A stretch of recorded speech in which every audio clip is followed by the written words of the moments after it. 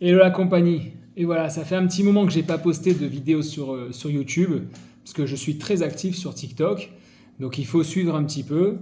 Mais on revient à ses vieilles habitudes.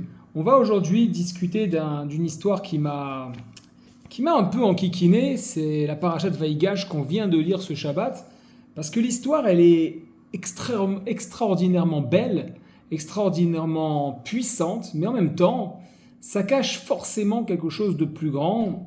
J'ai eu un petit chidouche, une petite nouveauté que je voudrais partager avec vous. Parce que là, toute cette histoire, si vous voulez, des frères qui ont commencé par vendre Yosef, c'est ce qu'on va nous raconter dans la paracha de Vaïgash, on raconte les retrouvailles finalement. C'est dans cette paracha que Yosef va dire Ani Yosef, il va avouer à ses frères, je suis Yosef, le frère que vous avez vendu, etc. C'est magnifique, ça aurait pu être un film de Spielberg ou d'un autre, mais en tout cas, il y a une histoire quand même compliquée, c'est-à-dire qu'on nous la rappelle, on nous la raconte année après année. Cette histoire des frères qui ont vendu leur frère parce qu'ils étaient jaloux de lui, ils racontaient des histoires qui à dormir debout, hein, selon les frangins, des rêves qu'ils faisaient, que Yosef faisait, et ils n'ont pas apprécié. Ils n'ont pas apprécié, alors on peut se dire, mais attends, des hommes aussi grands, qu'est-ce qui s'est passé? Et voilà que dans Vaïgash, Yehuda s'approche de Yosef et lui dit Bi Adoni, Yedabernav Decha Davar Beozne Adoni, s'il te plaît, ne va pas emprisonner Binyamin, notre frère, parce que c'est trop risqué pour notre père, il est vieux, etc. Et si tu le fais, ça va mal se passer. Et voilà que si on le lit avec une première lecture, Yosef craque. Bon, ça c'est la lecture habituelle, il craque, et là, quelques psukim après, roulement de tambour, il annonce qu'il est véritablement Yosef, il demande à tous ses serviteurs, à tout homme, de quitter devant lui le palais de Paro, de Pharaon, et là il s'enferme dans la grande salle et il dit qu'il est Yosef. Bon, c'est mignon. C'était une jolie fable, La Fontaine aurait pu l'écrire, mais moi ça me convainc pas. Ça me convainc pas parce que réellement, qu'est-ce que ça nous apporte comme enseignement? Pourquoi les Chachamim ont parlé dessus? Pourquoi la Torah prend le temps? Pourquoi dans le Tanakh, dans l'écriture sainte, on nous parle de cette histoire qui n'a ni queue ni tête? D'abord, si on parle de grands hommes, dont Yosef, dont Réhouven, l'aîné des garçons des 12 tribus, Shimon, Lévi, Yehuda, c'est tous à chaque fois des sommités d'intelligence, d'action, d'hommes d'action, etc., etc. Comment on peut imaginer un instant qu'ils soient là et qui descendent en Égypte, qui descendent du moins en Mitzraïm? Il faut à un moment donné arrêter de traduire n'importe comment, ça suffit de dire que Mitzraïm c'est l'Égypte, ce n'est pas le cas. Mitzraïm c'est Metzer, comme on l'a déjà vu, c'est l'étroitesse, etc. Donc comment ils descendent en Mitzraïm et c'est quoi cette relation avec Yosef? Pour arriver à cela, je suis allé essayer de comprendre davantage cette relation entre les frères Yosef. Si on remonte dans la parasha de Vayeshev, Pasuk Dalet et Vav du premier Pérec, c'est le Pérec Lamed Zahin, voilà que on va revenir sur les rêves de Yosef. Prenons quelques instants. Yosef a fait deux rêves principaux. Le premier, il leur dit, écoutez, je vous prie, ce rêve que j'ai fait, d'accord, donc c'est Pasuk He, Vaya Chalom Yosef, Chalom Vaya Ged Lechav, il raconte à ses frères, Vaya Sifu Od Shnot Oto. Et il va commencer à leur raconter les deux rêves qu'il a fait. Vayomer Alehem, il leur dit, Shimuna Chalom Azeh, écoutez mes rêves, Asher Chalamti que j'ai fait. Regardez l'attention qui est présentée, ça commence tout de suite. Shimuna.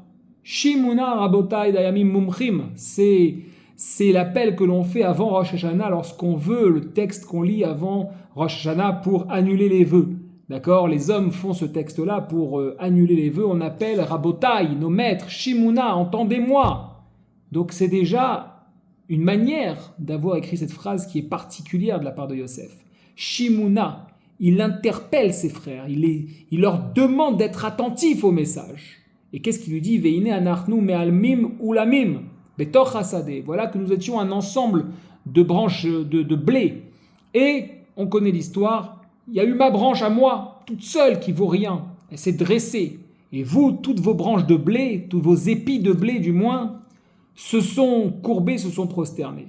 Les frères deviennent dingues. Et voilà qu'il a un deuxième rêve.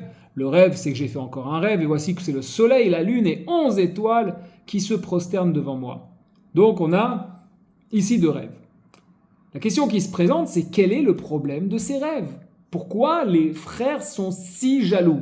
Si on parle de jalousie, déjà on ne peut pas parler de grand homme, on ne peut pas parler de personnes qui se laissent diriger par leurs émotions. Voyons, ça y est, la Torah fait une erreur, on va mettre ça à la poubelle, on tourne la page, c'est une erreur, on met du Tipex et on n'en parle plus. Évidemment qu'il y a quelque chose de plus profond. Alors, on va essayer de décortiquer un petit peu. Déjà, comme je vous l'ai dit, le passouk, il dit Shimuna, achalom hazeh. Et il précise bien achalom hazeh, entendez ces rêves-là. Comme quoi, c'est d'une manière un peu prophétique. Évidemment, si on reste sur cette notion de jalousie, on peut se dire que le père adorant Yosef, c'était son préféré, l'aîné de Rachel, les autres sont de Léa et de Zilpa et de la servante de Rachel, puis la servante de Léa. Il y a 3 femmes qui ont eu ces tribus. Puis Rachel en a eu 2, Yosef et Binyamin. Donc Yosef, c'est l'aîné, puisque Yaakov, on sait très bien qu'il avait comme préférence de femme Rachel. Bila, voilà, Bila, Zilpa et Léa, c'était les 2 servantes, je ne voulais pas oublier. Donc, déjà là, oui, il y a une préférence, c'est mignon, mais ce n'est pas au niveau des Shvatim, surtout qu'ils sont plus grands que lui. Voilà. Donc déjà, il y a un problème. Dans ce texte-là, si on cherche une parabole ou une métaphore des rêves, qu'est-ce que nous avons? Nous avons des épis de blé.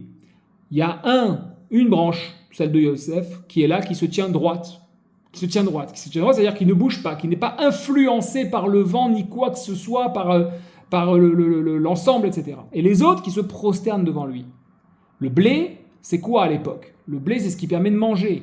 Donc c'est la signification de quelque chose qui a de la valeur. En plus de ça, en français, si on a de l'argent, du kesef, du fric ou du blé.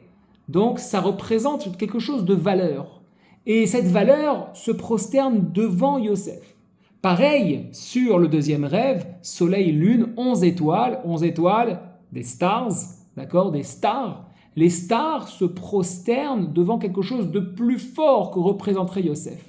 Qu'est-ce que c'est?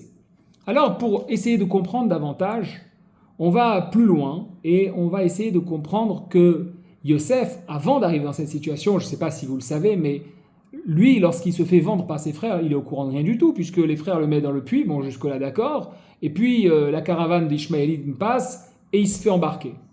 Sauf que, qui lui a demandé de rejoindre les frères? C'est son père. Donc pour Yosef, c'est la volonté de son père de se retrouver en Mitzraïm. Il n'a même pas compris qu'il y a la vente des frères. Il ne comprend pas encore ce qui se passe. Il reste dans une confiance de ce qui se présente. Pour lui, la vie l'a emmené ici, c'est la volonté de son père, c'est que tout roule et qu'il y a un plan derrière. Doucement, doucement, il va se rendre compte que non. Mais à la base, il suit cette direction-là. Donc il garde sa émouna, il garde son bitachon, sa confiance en Dieu, et la confiance en la vie, et la confiance en l'univers, que tout ce qui se passe, c'est pour le bien, puisque c'est son père qui l'envoie. Mais voilà que les frères, eux, ils étaient assis dans des yeshivot, parce qu'ils sont les enfants de Yaakov, celui qui était par rapport à Esav, le père et l'oncle, d'accord, le frère de Yaakov, c'est Esav, l'oncle des enfants. Donc, lui, Esav est dans les champs, Yaakov est dans les yeshivot. C'est-à-dire quoi, yeshivot? Il est assis à réfléchir, à penser, à réfléchir sur la vie, la conscience, la réflexion, le travail de ses midot, etc., etc. Yosef, donc, lui, est plus dans l'action. Yaakov lui donne un siman, lui donne une direction. Va agir vers tes frères, va les rejoindre, et peut-être qu'il faut que tu te poses aussi dans les yeshivot, en tout cas, va vers eux. Et donc là, il y a déjà une métaphore qui est très, très belle. Yosef, lui, il avait une vision qui était totalement différente de la pratique de la vie, c'est-à-dire du divin dans ce monde. Les Yaakov, comme ses enfants, qui suivaient sa direction, pensaient qu'il fallait étudier, il fallait réfléchir, il fallait se poser dans le limud Torah, dans la pratique des mitzvot, se mettre dans des yeshivot, s'enfermer, et presque dans des temples, et ne plus bouger, rester là où ils étaient. Yosef ne voyait pas les choses comme ça. Yosef pensait que le divin, l'action divine, ce qui dirige ce monde, devait se voir dans les maasim, dans les actions concrètes, en prenant des directions d'une entreprise, en prenant la direction d'un pays, en prenant les directions d'une maison, d'aller travailler, d'aller vivre sa vie pleinement. Et dans cette vie-là, il pouvait lui ressentir la présence divine. C'était la grande différence entre les deux. Et en réalité, ici, on a quelque chose qui ressemble énormément de l'éducation que j'ai reçue, à savoir une éducation chassidique, et qui nous dirige vers quoi? Vers tout simplement ce qui a pu se passer avec le Baal Shem Tov et par la suite avec l'Admour HaZaken, c'est-à-dire les opposants au chassidisme sont venus dire non, vous ne diffusez pas la chassidoute. Pourquoi? Parce que la chassidoute, c'est quelque chose qui permet l'accès à la Kabbalah et qu'ils voulaient le garder pour eux. C'est-à-dire à quoi pour eux? À ceux qui ont l'habitude d'étudier, à ceux qui ont l'habitude de connaître le Talmud, le Gemara par cœur depuis qu'ils ont l'âge de 3 ans. Ils sont là assis et ils étudient, et ils ne se mélangent pas au reste du monde. Ils vivent dans certains quartiers de Bnei Brak, dans certains quartiers de Brooklyn ou de Mea Shearim, et ils sont enfermés, ils étudient depuis la nuit des temps. Et c'est hors de question. Et qu'on soit en Ukraine, en Pologne ou en Biélorussie, c'était la même chose. Ils avaient leur village, leur ville, et il ne fallait pas que ça sorte de là-bas. Il ne fallait pas que ça soit donné au monde.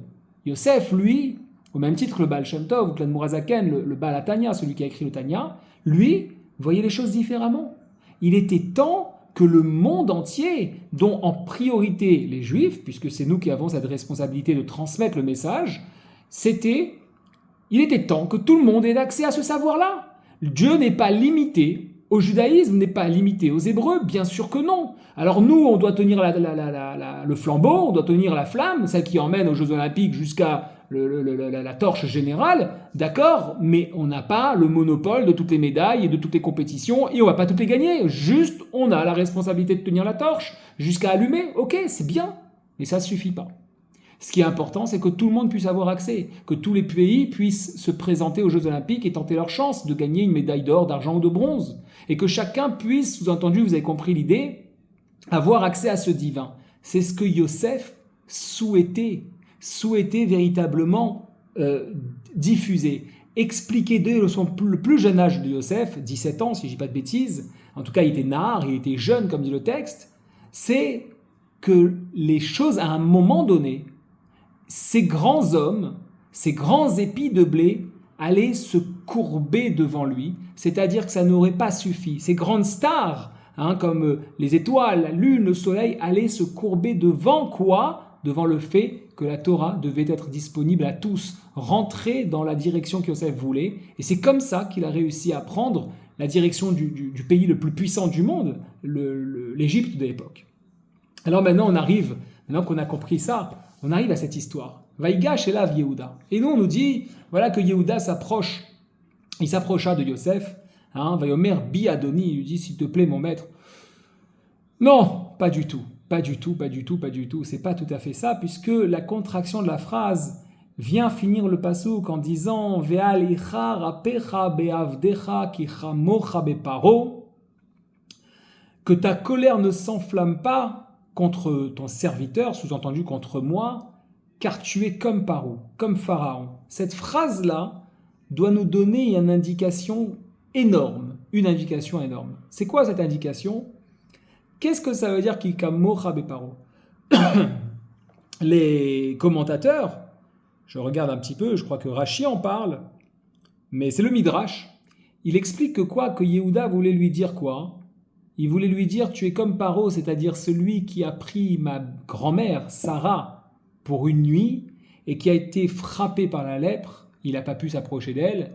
Tu es comme lui, tu es quelqu'un de mauvais, je vais te détruire.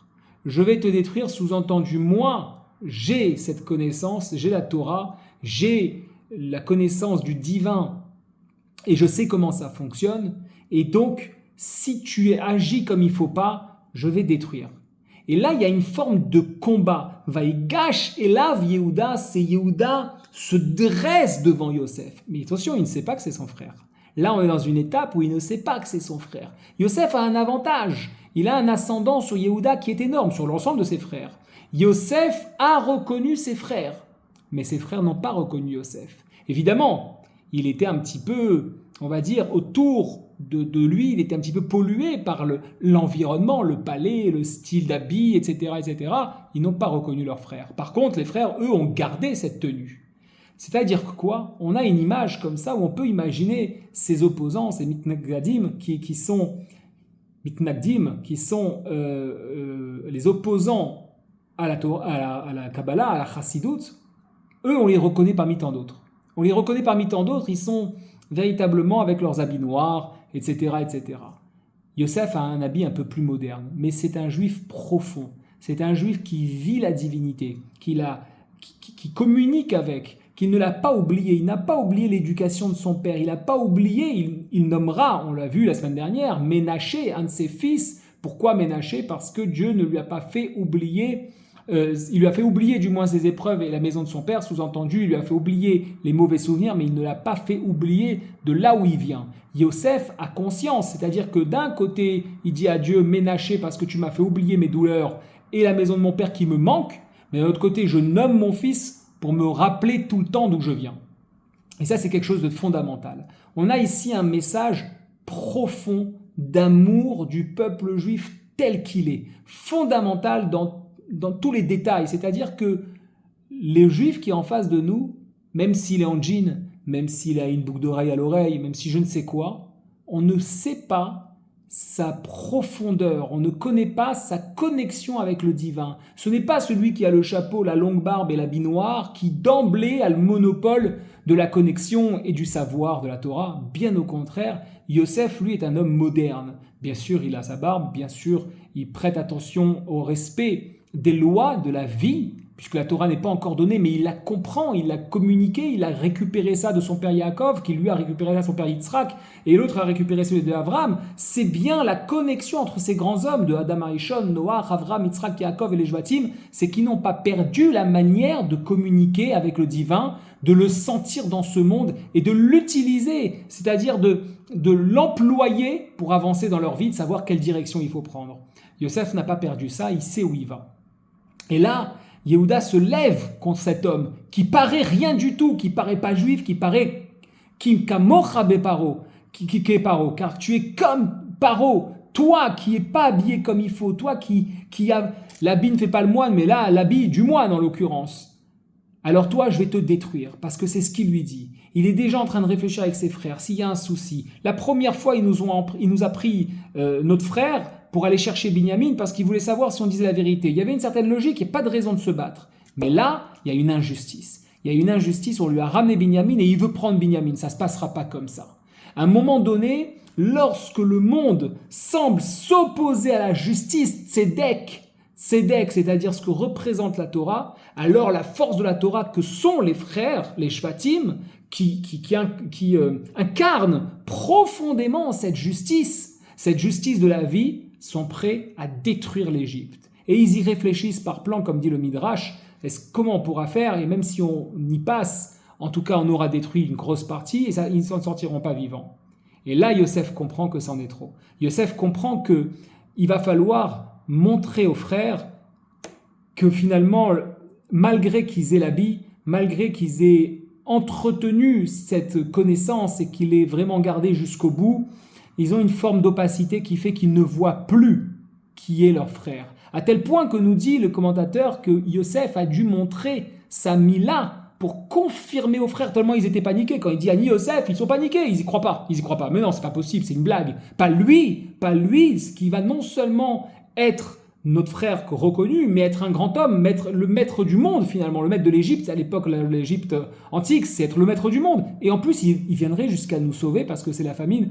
Trop, c'est trop. Il va devoir leur montrer une preuve qu'il est bien de leur famille, leur parler en hébreu, ça sera un deuxième élément, etc., jusqu'à ce qu'ils prennent leur claque et de se rendre compte que nous sommes tous frères, que nous sommes tous des Bnei Israël, quelle que soit notre manière de nous habiller, de parler, de communiquer, qu'on soit Shomer Shabbat, pas Shomer Shabbat, qu'on prenne la voiture, pas la voiture, etc., on reste juifs, on est tous unis. Et cette parasha de Vaïgash, qui va se suivre jusqu'à Vayechi, puisqu'il n'y aura pas de coupure entre Vaïgash et Vayechi, c'est l'une des rares parachiotes qui n'a pas de séparation, il n'y a pas ce petit P qui fait une séparation entre les deux parachiotes, elles sont considérées comme presque une seule. Dans la Torah, lorsque vous regardez, vous cherchez le saut d'espace pour séparer les parachiotes entre Vaïgash et Vayechi, il n'y en a pas, et qui nous annoncera la fin, la mort de Yaakov. Vayechi Yaakov Beretz Mitzraïm Sheva Esrei Shana, il a vécu 127 ans. Sheva Esrei, ouais, c'est ça, et un peu plus. Et du coup, qu'est-ce qui se présente? La fin de Yaakov, c'est la fin finalement de l'histoire.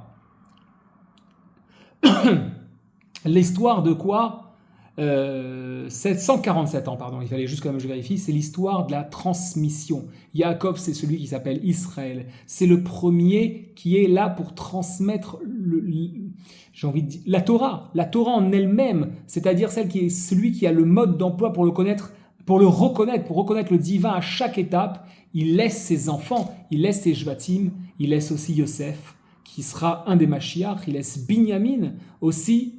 Et cette chose-là nous permet de nous assurer finalement qu'on va arriver vers un héritage qui est complet. Alors Yaakov peut partir tranquillement. Évidemment, le petit côté ironique, c'est que Yosef va demander à Yaakov de descendre tout de suite quand il dira je suis votre frère Yosef, est-ce que mon père est en vie? Faites-le descendre tout de suite parce qu'il va y avoir 5 ans de famine. L'ironie du sort veut que dès que Yaakov arrivera en Mitzraïm, dans la partie étroite, il rendra son âme au Créateur, malgré qu'on sait que Yaakov Avinu n'est pas mort, puisque sa descendance est en vie, Yaakov Avinu le met, parce que justement sa descendance est en vie. Et cette phrase, elle prend tout sa symbolique, parce qu'effectivement, les Shvatim, les 10 frères ont compris que Yosef, le 11e, et Binyamin, le 12e, n'ont pas forcément leur ressemblance, ne sont pas forcément enfermés dans des yeshivot à étudier toute la journée, mais il fait partie d'eux, et cette unité fait la force. Alors Yaakov ne meurt pas, il reste entier, puisque tant qu'Israël est un, rien n'est impossible à Israël. Je vous souhaite une bonne soirée, je vous dis Shavua Tov pour cette semaine, et hâte de vous retrouver à nouveau.